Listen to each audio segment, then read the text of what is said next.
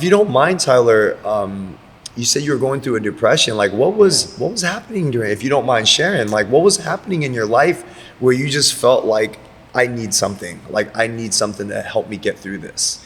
I mean, like I said, I'm an artist, so I think I feel things a lot. I think a lot. I'm kind of an overthinker, so I've always kind of battled with depression. But my life was going very good, like during the pandemic times, actually.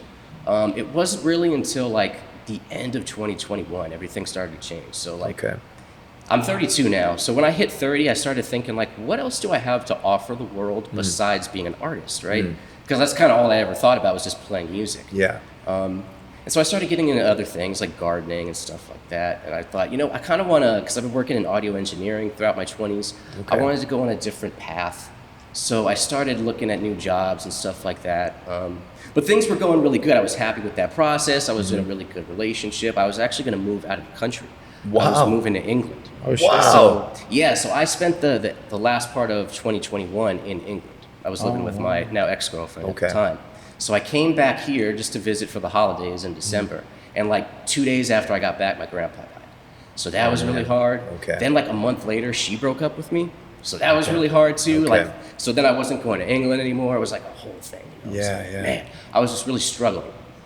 And that year too, we were kind of on again, off again, that whole thing. So really when I joined the gym, that was like the last time her and I FaceTimed. Like I straight up like got off the phone with her and I hit up the gym. Wow. I just like came in and I was like, I need something. Somebody hit me in the face.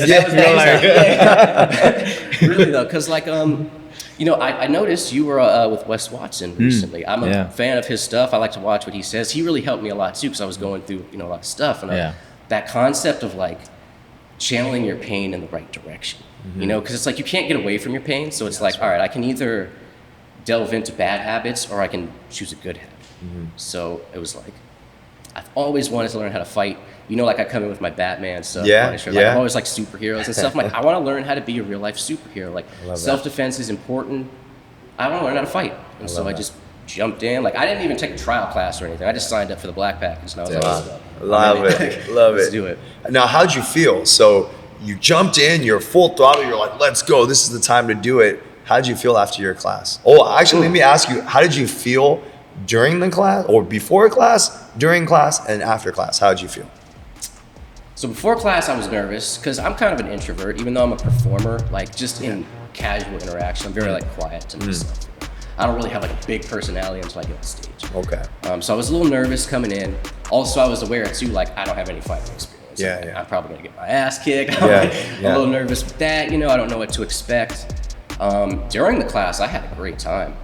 I just loved it. I mean, I was having so much fun, I forgot to drink water that day. Like, but at the end, I was so tired. I realized I didn't drink any water. I'm like dehydrated. But I loved it. I felt great. That's awesome. I was ready to come back.